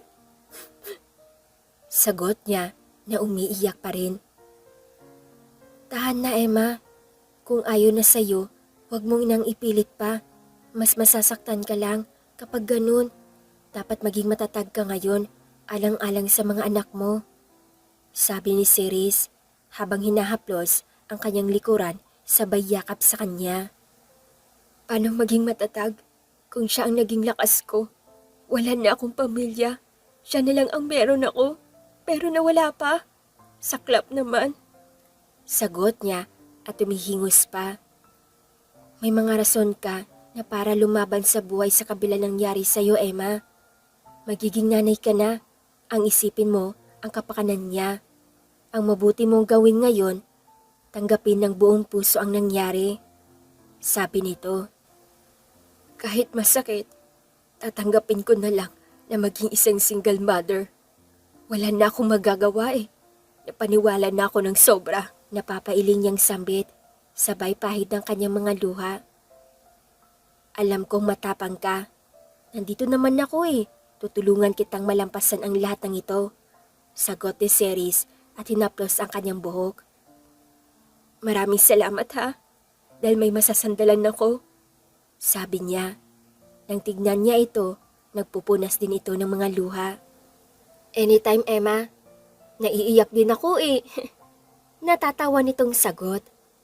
Sa mga sumunod na araw, unti-unti nang tinanggap ni Emma ang naging kapalaran niya, na parang nanaginip lang siya doon sa part na nagmamahalan silang dalawa ni Eman. Kung nasan ka man ngayon, sana naging masaya ka sa desisyon mong iwan ako nang walang pasabi. Gusto kong itago ang mga bagay na nagpapaalala sa akin tungkol sa'yo. Sabi niya habang hinahaplos ang kanyang kamay na may singsing na bigay ng lalaki. Ang bigat-bigat ng pakiramdam ko ngayon nang bitawan ng mga ito, pero kailangan para makamove on ng tuluyan sa'yo. Sambit niya at tinanggal na naman ang suot niyang kwintas na bigay din ni Eman. Nasaan ka ba, Eman? Umiiyak ka na naman ba dyan? Tawag sa kanya ni Ceres. Palabas na, sagot niya at nilagay sa loob ng bag ang hinubad na gamit. Kumain ka na, para lumakas ka. Bumili na din ako ng prutas at vitamins mo. Nakangiting sabi ng kaibigan. Salamat, sobrang nahihiya na ako sa iyo. Sagot niya at sabay na silang pumasok ng kusina. Asus, itago mo na lang yung hiya mo na yan. Hindi naman yan nakakatulong. Pagkatapos mong kumain, pupunta tayong hospital at magpa-check up para naman masiguro natin safe ang pagbubuntis mo. Sabi nito. Bigla na lang napaiyak si Emma sa pagiging maalaga na bago niyang kaibigan. Hindi ko alam kung paano pa kita mababayaran. Gayong ganito pa ang sitwasyon ko ngayon. Naiiling niyang sagot. Hindi kita sinisingil, kaya huwag ka magsalita na kung ano-ano. Hanggat hindi pa lumalaki ang tiyan mo, pwede ka maging tendera dyan sa convenience store, sa tapat. Akin naman yan, ako pa ang magpapasahod sa'yo para may pera ka. Nakangiting sabi ni Ceres. Talaga? Naku, salamat! Natutuwa niyang sambit at tiyakap ito. Oo naman, magkaibigan tayong dalawa eh. Sagot nito. Congratulations, Mrs. Triplets ang magiging anak mo. Balita ng doktor na magpa-check up sila habang nakangiti nito. Ho? Paano nangyari yun? Tanong niya habang nakatingin kay Ceres. Tignan mo ang monitor. Nakangiting sagot ng babae habang may machine itong pinapaikot-ikot sa kanyang tiyan. At nakita nga niyang 3 ang nandun. Nakaramdam siya ng saya at takot sa nakita. Bakit po naging 3? Saan po ba makukuha ang ganyan? Inosente niyang tanong dahil hindi naman niya alam. Inheritance yan. Namamana yan, misis. Kung hindi sa una, pwedeng sa pangalawa o 3 sa generation ng pamilya mo. Nakangiting sagot ang doktor. Wala po sa amin. Tanging nasabi niya. In your husband's family for sure, sagot ang doktor. Napangiti na lang siya ng mapait. Hindi naman niya pwedeng isaysay na wala siyang asawa. Maya-maya lang ay papalabas na silang dalawa ni Ceres ng hospital habang akay-akay siya nito. Ako na ang magpapangalan sa triplets mo, Emma. May naisip na ako na ipangalan sa kanila. Nakangiting sabi ng kaibigan. Talaga? Hindi ka naman masyadong excited, no? Ilang buwan pa bago ako manganak? Natatawa niyang sagot. Hayaan mo na. Basta ang gusto kong maging pangalan nila ay Maureen, kung sino man ang unang lalabas sa kanila. Pangalawa naman ay si Mildred. Ang pangatlo ay si Melinda. Di ba maganda? Sabi nito habang nakangiti. Napangisi naman si Emma sa reaksyon ng kaibigan. Para ito pa ang buntis, samantalang siya kinakabahan naman. Makalipas ang 24 na taon, marami na ang nagbago sa buhay ni Emma. Masayang-masaya siya sa narating ng kanyang triplets. Si Maureen, isang doktor, si Mildred, engineer, at si Melinda naman ay professional photographer na namana nito kay Eman. Okay ka lang anak? Tanong niya kay Maureen na matamlay pagpasok nito sa loob ng bahay. I'm tired from work, Mama. Then I meet someone na nagpainis sa akin. Sagot nito at saka lumapit sa kanya at nagmano. Sino? Nakakunot ang noon niyang tanong. Ang biyanan mong hilaw, and she is so amazed na magkaharap kami dahil daw she remind me of someone she know. Naiirita ako sa pagmumukha niya dahil kahit anong gawin ko, hindi ko makalimutan ang ginawa niya sa'yo. May inis sa tonong sagot ni Maureen. Saan kayo nagkita? Sa hospital ba? Nagkasakit na ba? Malumani niyang tanong. Siyempre, senior na. Nasa 50 na nga kayo eh. Siya pa kaya? Sagot ng anak at yumakap sa kanya. Kalimutan niyo na ang nangyari. Ang importante ay may maayos na buhay na kayo ngayon at saka masayang-masaya ako sa mga narating niyo. Nakangiti niyang sabi. Dahil yun sa'yo, Mama. Sobra ang tapang mo para makayanan ang lahat na nangyari sa'yo at mabigyan kami ng magandang buhay. Sagot ni Maureen. Siyempre, kayo ang lakas at buhay ko at higit sa lahat ang pagtulong sa akin ng ninang Ceres nyo sa pagpalaki sa inyong may mabuting puso. Nakangiti niyang sabi. Oo nga eh. Bago ako umuwi, dinalhan ko muna siya ng pagkain doon sa klinik niya. Alam mo naman yung anak niyang si Calvin ay masyadong busy sa trabaho kaya hindi na nakikita ang ina. Sagot ng anak. Ate, nasan ka? Narinig niyang tawag ni Mildred, nakakarating pa lang. Bakit ba? Tanong ni Maureen. I have a date today. Baka pwedeng ikaw na lang ang pumunta. Magkamukha naman tayo eh. Sagot nito at lumapit sa kanya at nagmano. Lumapit ka rito, kakalbuhin kita. Gagawa-gawa ka ng ganyan tapos hindi mo kayang panindigan? Gaga, hindi nga ako nagbo-boyfriend para walang sakit sa ulo. Hoy, umayos ka. Akala ko ba si Calvin ang type mo? Lagot kay Ninang Ceres. Nakangising sabi ng kapatid. Siya naman ay natatawa na lang sa usapan ng dalawa. Ang hinayupak na yun, iba pala ang gusto. Kahit anong pagpapansin ko ay, wa-epek pa rin. Broken hearted ako, kaya gusto ko makipag-date at makalimot pero naisip kong wag na lang pala. Baka masabihan pa ako ni Melinda na loser. May saltik pa naman ang babaeng yun. Tinawagan ko siya kanina na magpanggap na ako pero binabaan ba naman ako ng telepono? Ang sama talaga ng ugali. Nakasimangot na saad ni Mildred. Walang matutuwa dyan sa hinihiling mo. Loka ka. Gawan mo ng paraan. Sagot ni Maureen habang nakayakap pa rin sa kanya. Alam ko na. Ikaw na lang kaya, Mama. Tutal, single ka naman for how many years? Kaya okay lang siguro na makipag-date ka ulit para naman mas gumanda ka lalo. Nakangiti nitong sabi at humilig sa braso niya.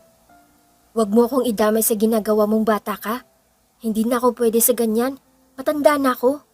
Naiiling niyang sagot at natatawa pa. Hindi ka naman matanda ha. Parang 30 ka nga lang eh. Tignan mo nga ang sarili mo sa salamin. Nakangiting sabi ni Mildred. Hoy Mildred, tumigil ka nga dyan. Mahiya ka naman sa balat mo. Idadamay mo pa si Mama. Umalis ka nga dyan.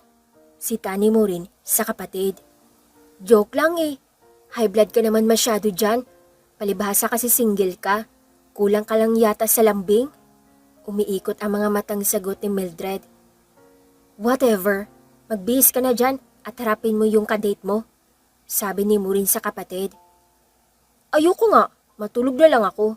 Sagot nito at umalis sa tabi niya. Pagkaalis ni Mildred, agad ding umalis sa pagkakayakap sa kanya si Maureen. Magbibihis muna ako, Mama. Ako ang magluluto ng hapunan natin ngayon. Paalam nito. Sige, lalabas muna ako at hihintayin ang pagdating ni Melinda. Sagot niya saka lumabas ng bahay. Nasa bahay pa rin sila ni Ceres ngayon nakatira dahil ayaw naman niyang mawalay sa kaibigan pero binili na ito ng mga anak kahit ayaw pumayag ng kaibigan. Ang tamis ng ngiti natin ah, nakangiting sabi ni Ceres pagpasok nito ng gate. Masaya lang ako at kontento sa buhay, sagot ni Emma. Halata nga, nakita mo bang dumating si Calvin? Tanong ng kaibigan. Wala pa naman, si Mildred lang mag-isa ang umuwi, sagot niya. Ang hirap ng anak na lalaki, halos hindi mo makitang umuwi ng bahay. Napailing na sabi ni Ceres. Gusto mo bang gumawa naman tayo ng babae? Nakangising sabi ni Rod at nilapitan ang asawa sa kaniyakap. Immune na siya sa kaswitan ng dalawang ito kaya okay na sa kanya maglampungan sa harapan niya. Kaya pa ba? Natatawang tanong ng kaibigan. Kayang-kaya. Hi Emma, munti kitang hindi nakita. Bati ni Rod na nakangisi sa kanya. Landi mo kasi, sagot niya. Mag-asawa ka na rin para masaya tayong lahat, sabi nito. Ewan ko sa'yo, sagot niya at naiiling pa. Maya-maya lang, nagpaalam na ang mag-asawa na pumasok na sa kanilang bahay. Siya naman ay lumabas ng gate at nag-aabang kay Melinda. Ito kasi ang laging mahuhuli kung umuwi, kaya nag-alala siya. Hello po tita, umuwi na ba ang triplets? Tanong ni Calvin pagdating nito lulan ng kotse. Binuksan lang ang bintana para makausap siya at kinuha ang kanyang kamay para magmano. Si Melinda na lang yung wala, nakangiti niyang sagot. I see, tinawagan ko siya but she would answer my call. Papasok na po ako. Paalam nito at ipinasok ang kotse sa loob ng gate. Tumango naman siya. Ilang minuto din ang kanyang hinintay bago dumating ang bunso niya. Sumakay lang ito ng taxi at napansin niyang wala ito sa mood pagkalabas at nagmano sa kanya saka humalik sa pisngi. Umuwi na ba si Ate Mildred, Mama? Tanong nito. Nasa loob ng bahay na, pati si ate mo rin mo, sagot niya. Lagot sa akin ang babaeng yan, sabi nito saka dumiretso sa loob ng bahay. Bakit? May problema ba? Tanong niya habang nakasunod rito. Wala naman. Sadyang naiinis lang ako sa kanya. Hindi na nagtino. Ang sarap sa bunutan. Gigil na sagot nito. Hello sister, you're home. Nakangiting sabi ni Mildred at nilapitan si Melinda. Kaya lang bigla na lang nahuli ang buhok ng kapatid. Ikaw talaga? Ang hilig mo mang lalaki pero hindi mo panindigan. Uubusin ko itong buhok mo, sagot ni Melinda. Ouch! Ang sakit! Bitiwan mo nga ang buhok ko, reklamo ni Mildred habang pilit lumalayo sa kapatid. Tama na yan. Ano ba kasi nangyari? Sita ni Maureen, nakalabas lang ng kwarto. Si Ate Mildred kasi napagkamalan akong siya nung lalaking kadate niya. Sana ako na lang ang nakasama nung kumain. Diyos ko, grow up! Kailan ka ba magtitino? Hindi lang isang beses itong nangyari. Ang dami na! Sagot ni Melinda at binulyawan ang kapatid na halatang hindi nagustuhan ang nangyari. So ngayon, kasalanan ko pa kung bakit magkamukha tayo. Sorry kung sawa ka na sa ugali ko. Kung gusto mo magbago ng mukha, magpa-opera ka para hindi ka mapagkamalan, sabi ni Mildred. Tama na yan, ang ingay nyo. Magbihis ka na Melinda at na makakain na tayo. Dapat magpasalamat kayo kay nanay dahil binigyan tayo ng ganitong mukha. Kaya walang kaso kung mapagkamalan tayo. Okay lang yan, sikmat ni Maureen. Napailing na lang si Emma sa ugaling meron ang mga anak niya. Puro mababait naman ang tatong ito. Kaya lang, mapahamak kasi itong si Mildred masyadong maloko. Sa kabilang banda naman, kararating lang ni Eman galing ibang bansa. Pabalik-balik lamang siya, pero ngayong may edad na siya, gusto na lang niyang magpermerito kasama ang kanyang mama. Kamusta anak? Tanong ng mama niya pagdating niya ng bahay nila. Ang bilis ng panahong lumipas, parang kailan lang ay ang lakas pa ng mama niya, pero ngayon ay ang tanda na nito at sobrang puti ng buhok. Okay lang mama, ayoko nang munang bumalik doon, dito na ako tumira para may makasama kayo. Sagot niya at niyakap ang ina. Dinalaw-dalaw naman ako ni Vanji rito at ng mga anak niya kaya hindi ako masyadong bored. Nakangiting sabi nito. Hanggang ngayon, alam niyang boto pa rin ang mama niya kay Vanji. Pero matagal lang natapos ang relasyon nila noon pa dahil kahit anong gawin niya ay hindi niya talagang magawang mahalin ang babaeng yon. Hanggang sa nahanap ito ng iba at nagkaanak na ikinasiya naman niya. Mabuti naman kung ganon, tanging nasabi niya. Biglang pumait ang kanyang panlasa nang maalala ang isang bahagi ng kanyang isip, ang babaeng una niyang minahal noon. Nawala kasi ang cellphone niya gamit doon pang paalis siya papuntang ibang bansa. Kaya hindi siya nakapagpaalam rito hanggang sa nawala na sila ng kontak sa isa't isa. Pinuntahan niya ito noon sa malaking bahay pero iba na ang may-ari. Saka naman sa plaza pero hindi na ito makita. Ayaw mo kasi mag-asawa at bumuo ng sariling pamilya. Kontento ka na ba sa ganyang buhay mo? Tanong ng mama niya habang nakatingin sa kanya. Hindi siya nakaimik. Siguro makaka-move on lang siya kapag nagkaroon sila ng dalawa ng closure ni Emma dahil alam niya sa sarili may kasalanan siya rito, nasaktan at napaasa niya ang damdamin nito. Hindi ko alam mama, malalaman natin yan pagdating ng araw, tanging nasabi niya. Sa sumunod na araw, ang pagpunta lang ng syudad ang ginagawa ni Eman. Nagbabaka sakali na makita ang kanyang hinahanap. Pumasok siya sa isang restaurant dahil bigla siya nagutom. Pagpasok niya ay bigla na lang siya napaatras na mabangga siya ng isang babae pero mas nagulat siya sa tinawag nito sa kanya. Papa? Anang babae habang nakatitig sa kanya. Huh? Nalilito niyang sabi. Nang magtama ang kanilang paningin nila ng babae ay naging pamilyar sa kanya ang mga mata nito. Sorry, all I thought you are my dad, sabi ng babaeng half smiling. Pero may lambong sa mga mata nito. May dala ding DLCR camera, gaya niya nakasabit sa leeg nito. Okay, tanging nasambit niya at nagpatuloy sa pagpasok sa loob. Nang tignan niya ulit ang babae mula sa labas ay nakatingin pa rin ito sa kanya.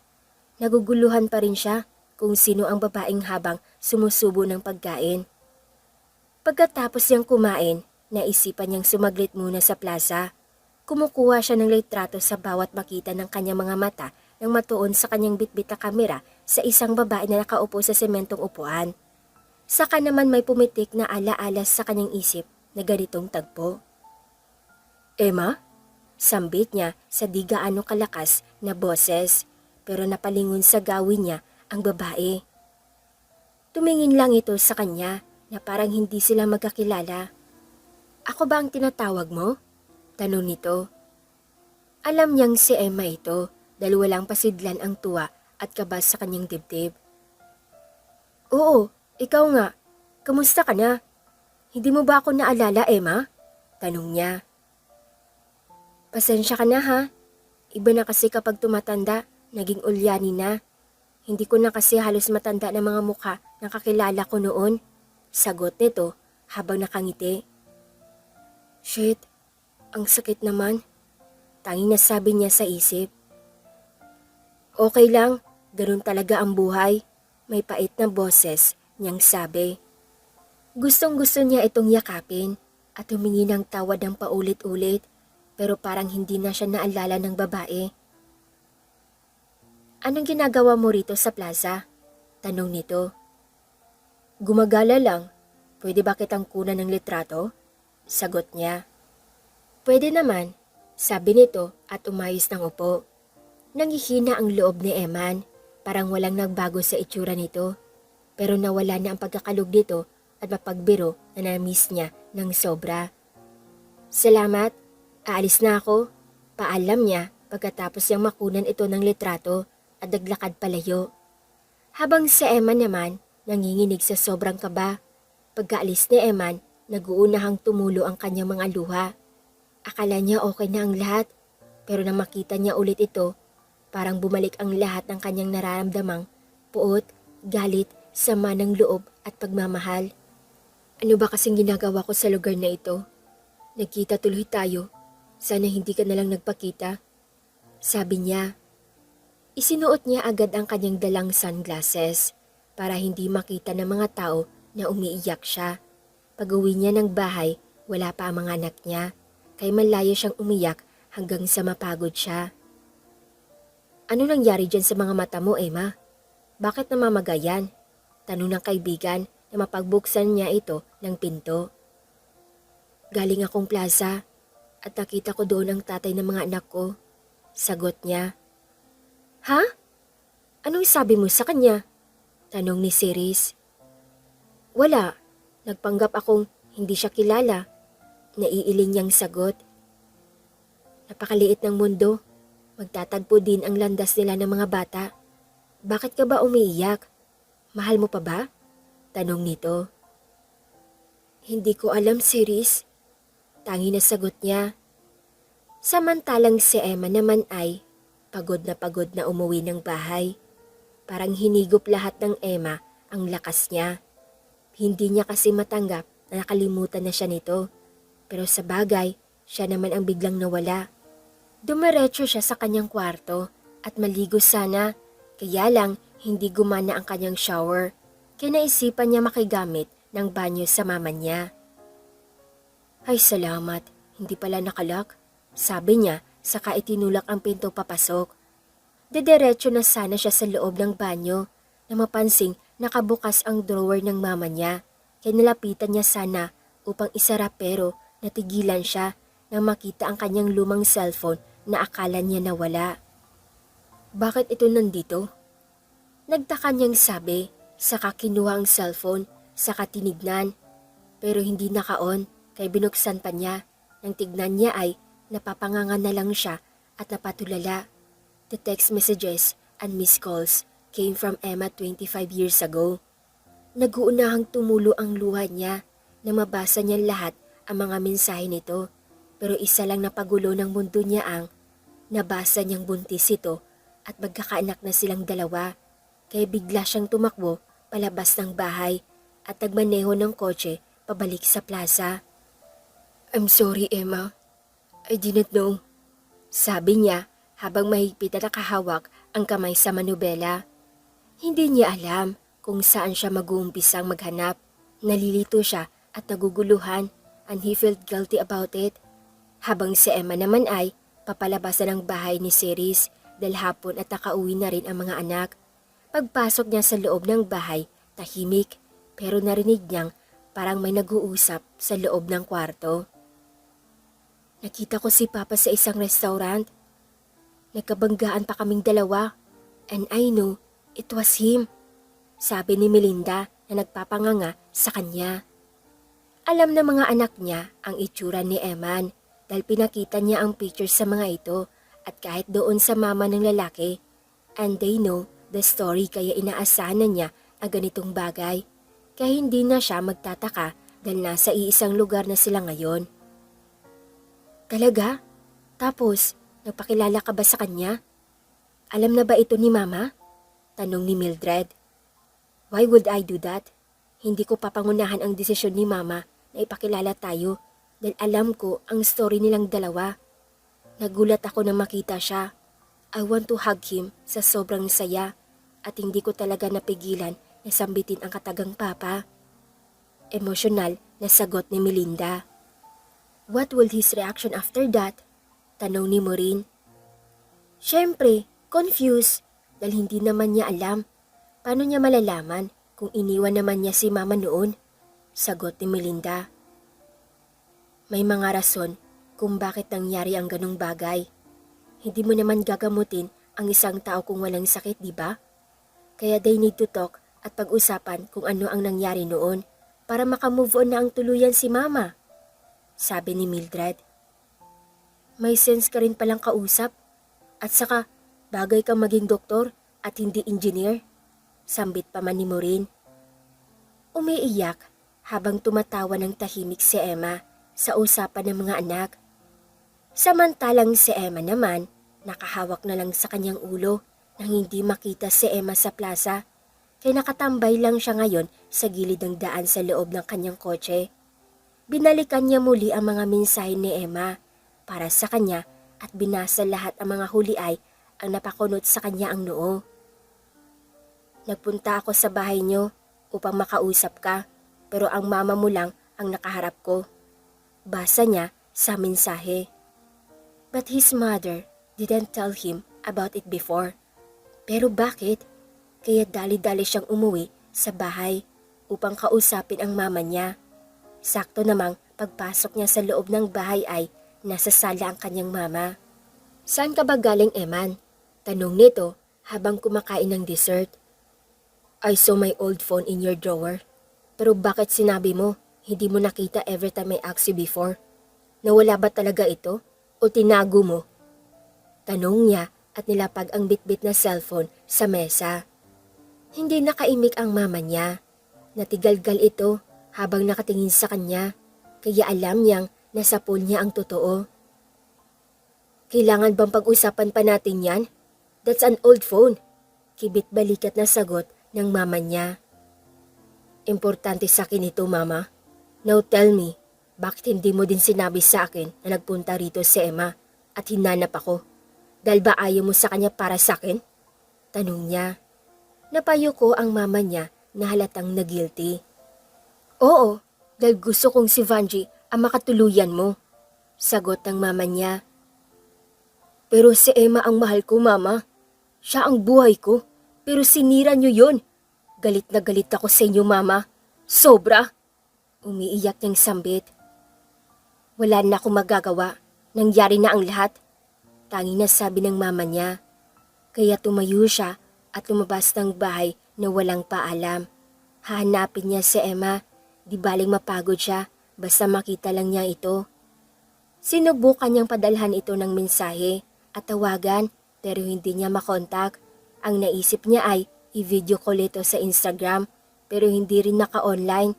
Kay malapit na siyang mawala ng pag-asa. Hindi kita susukuan, Emma. Hahanapin kita kahit saang lupalop ka pa ng mundo nakatira. Mahal pa rin kita mula noon hanggang ngayon. Sabi niya. Inabot ng 1 buwan si Eman sa paghahanap at masyado na rin siyang atat na makita at makilala ang anak niya. Papasok siya sa isang restaurant ngayon doon sa huling napasukan niya na may nakabangga siya ng isang babae. Hello, I'm Melinda. Share na lang tayo ng upuan. Puno na kasi. Nakangiting sabi nito sa kanya at iginaya siya sa may sulok. Napangiti na lang din siya at ang gaan ng pakiramdam niya sa babaeng ito. Parang hinaplos ang kanyang puso. Sige, this place is your favorite I think. Dahil nagkita na naman tayo.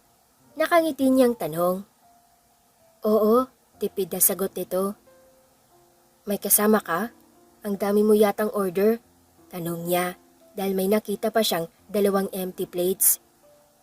Meron, parating na sila. Sagot nito na palagi nakangiti. He remembered this kind of smile from someone. Nababalo na yata siya, pati sa ibang tao ay nakikita niya ang katangian ni Emma. May ganyan din akong kamera, photographer ka? Tanong niya. Yes po, gaya ng papa ko. Nakangiting sagot nito at napatitig sa kanya. There's something in this woman's stares na parang may maraming gustong sabihin sa kanya. Late na ba kami? Narinig ni Eman na sabi ng isang boses, saka humila ng upuan at nagsabi na umupo. Nakatulala na lang siyang nakatingin sa dalawang dumating. Ipinikit pa niya ang kanyang mga mata dahil akala niya na nanaginip lamang siya, pero hindi. Triplets ang nandito sa harapan niya. Nagsimula nang maghulas ang mga mata ni Eman, parang gusto nang sumabog ang kanyang puso sa sobrang bigat. Kompleto na tayo, sabi ni Melinda. Hindi nakagalaw si Eman sa kinauupuan, nakatitig lang siya sa tatlo. Si Ate Maureen, yung eldest, at si Ate Mildred, ang middle, at ako naman, ang bunso, saad ulit ni Melinda. Nakita niya si Mildred na tumutulo na ang luha nito habang nakatingin sa kanya. Kahit anong pigil ko na hindi umiyak sa harapan mo, Papa, ay hindi ko mapigilan. Maraming taon ka naming hindi nakasama. Mahal na mahal ka ni Mama Emma. Kahit iniwan mo siya ay apelyido mo pa rin ang dadala namin. Kilala namin si Lola at ipinagtabuyan niya si Mama noon na nabuntis pa siya. Sambit ni Mildred. Hindi nakasagot si Eman. Hindi niya alam kung ano ang sasabihin niya. Nag-uunahan tumulo ang kanyang mga luha. These triplets is his children with Emma. Ang sakit isipin na lumaki ang mga ito na hindi niya kasama at hindi niya naalagaan. Galit na galit siya sa mama niya sa ginawa nito sa pamilya niya. Ang galing, dito pa talaga tayo nag-iiyakan. Sagot ni Maureen habang tumatawa pero umiiyak. Tumayo si Eman at niyakap ang mga anak. I'm sorry. I'm very sorry, my princesses. Babawi ako sa inyo. Tanging na sabi niya habang niyakap ang tatlo. Maya-maya lang, kumalma na silang apat at dahan-dahan silang kumakain pagkatapos umiyak. Kailangan niyo mag-usap ni Mama. Gagawa kami ng paraan para makaharap kayo, nakangiting sabi ni Maureen. Salamat anak. Marami akong gustong sabihin sa kanya. Hindi ko naman talaga siya iniwan. Sadyang may kontrabida lang talaga sa relasyon namin. Ang lola niyo pa. Naiiling niyang sagot. May pag-asa pa yata. At sa tingin ko, hindi pa naman huli ang lahat. Hindi nakipagrelasyon si Mama mula noon. Kaya siguro, hinintay niya kayong bumalik. Nakakakilig yun, di ba? Nakangisi namang sabi ni Mildred. Ikaw talaga? Ang harot mo. Alam mo, Papa, itong si Mildred, lagi kong nasasabunutan dahil palagi ako maging proxy sa mga inindiyan niyang date. Loka-loka talaga. Naiiling na sumbong ni Melinda na parang bata. Mapaniwala talaga yung mga lalaki kasi magkamukha naman kayo. Sagot niya. Oo nga, pero sa akin ay hindi uubra yung karutan niya, Papa. Dahil anong pilit niya sa akin ay hindi talaga ako papayag. Segunda naman ni Maureen. Napahalakhak na lang si Eman. Nagpapasalamat naman siya dahil hindi nagalit ang mga ito sa kanya. Sa mga sumunod na araw, parang ayaw bumangon si Emma sa kanyang higaan. Parang sobrang sama ng pakiramdam niya. Lalagnatin pa yata siya ngayon. Sinubukan niyang bumangon pero ang bigat ng ulo at katawan niya. Okay ka lang, Ma? Parang hindi yata kita nakita kanina. Tanong ni Melinda sa labas ng kwarto. Masama lang pakiramdam ko. Sagot niya. Lumabas ka na dyan. Hapon na ngayon. Nasabi kanina ni Ate Maureen, kakain daw tayo sa labas dahil sahod niya. Sabi nito. Later na lang pagdating ng ate mo. Sagot niya at nagtalukbong ng kumot. Maya-maya lang bumukas ang pinto at pumasok si Melinda. Bumangon ka na, may dala akong pagkain at gamot. Inumin mo saka ka matulog ulit para pagdating ni ate ay okay ka na. Sabi ng anak at tinulungan siyang bumangon. Bandang gabi, bumuti na ang kanyang pakiramdam kaya makakasama na siya sa banding ng triplets. Napansin niyang masaya ang mga ito. Si Mildred ang nagmamaneho at sumisipol pa. Si Maureen naman ay nakangiti habang hawak ang cellphone nito. Parang may kachat. Nang tignan niya si Melinda ay masaya ang bukas ng mukha nito. Malaki ba ang partihan nitong mga kapatid mo sa sahod mo, Maureen? Tuwang-tuwa halatang masyado. Tanong niya. Wala mama, may sahod naman ang mga yan. Baka mag-aasawa na. Sagot ng anak. Wag na muna. Ayoko maiiwang mag-isa sa bahay. Naiiling niyang sambit. Kailan po kami gustong mag-asawa, mama? Kapag kaedad mo na kami, ganun. Hindi ka nga nag-asawa Sagot ni Mildred. Mahirap kalimutan ang first love. Bulong niya para hindi marinig ng mga anak. Ayos pala sabi ni Melinda. Tumahimik na lang siya dahil narinig pala ng bunso niya. Pagdating nila sa isang restaurant ay inakay siya ng 3 papasok sa loob. Tumigil nga kayo. Kulang na lang buhatin niyo ako. Huwag masyadong overacting. Natatawa niyang sita. Siyempre, mahal na mahal ka namin. Sabay na sagot ng 3. Pumasok sila sa isang extension na parte ng restaurant. Pero isang mesa lang ang nakita niya. Dito ba tayo? Tanong niya. Oo naman. Special Maupo ka muna rito at mag-o-order lang kami. Paalam ng mga ito. 3 talaga kayo o-order? May iwan ka rito, Melinda. Sagot niya. Sasama ako sa kanila, mama. Saglit lang kami.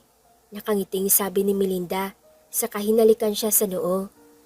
Maya-maya lang, nagtaka siya kung bakit hindi pa bumabalik ang mga anak. Pero narinig niyang may papalapit kaya bigla siyang lumingon. Napanganga siya na makitang si Emma nito na may bitbit na bouquet habang ang tamis ng ngiti na nakatingin sa kanya. Stay where you are, Emma. Mag-usap tayong dalawa. Magpapaliwanag lang ako tungkol sa nangyari noon.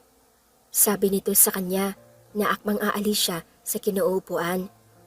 Ang gwapo nito ngayon sa suot na long sleeve polo na puti kahit may edad na.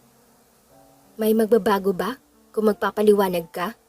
Huli na ang lahat, matatanda na tayo. Sagot niya. Alam kong hindi pa huli ang lahat. Kanyusi bagay pa rin naman tayo kahit may puti na ang mga buhok natin. Nakangiti nitong sabi paglapit sa kanya at binigay ang dala nitong bouquet. Para saan nitong bulaklak? Suhol sa pag-iiwan mo sa akin? Tanong niya. Hindi, dahil wala akong kasalanan noon. Itinago ni mama ang cellphone ko nang papaalis ako papuntang ibang bansa para sa trabaho kaya hindi ako nakapagpaalam sa'yo. At hindi din niya sinabing nagpunta ka sa bahay. Nang makuha ko ang cellphone, doon ko nabasa lahat ang text mo at nakita ang missed calls.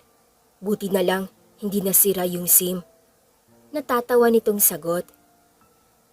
Tapos, sabi niya. Kaya ayun, pagbalik ko rito, hinanap kita sa dati mong pinagtatrabahuan. Pero wala ka na raw doon. Pero lately lang, hinanap din kita dahil gusto kitang makausap at makita ang mga bata. Pero nakita kita kami doon sa restaurant. I think plinano nilang 3 yon at nagpakilala sila sa akin. Grabing iyakin namin doon. Sorry dahil wala ako nung mga panahong ipinagbuntis mo sila at ipinanganak. Naiiling na sagot ni Eman at hinawakan ang kanyang kamay. So ito, plano din ng mga bata? Tanong niya. Naisahan talaga siya at walang kamalay-malay. Nag-iisip pa nga siya kung paano sabihin kay Eman pero naunahan na siya sa bagay. Nasa tamang edad na naman ang mga batang iyon. Of course, gusto nilang magkaayos tayong 3 at makapagsimula muli.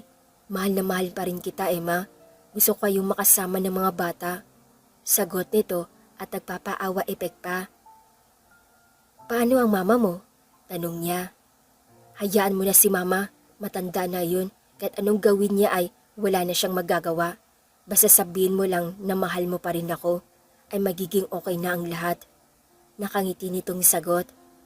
Nakatitig lang siya kay Eman at hindi alam ang isasagot pero gusto din naman niyang mabuo ang pamilya nila at mahal na mahal niya ito.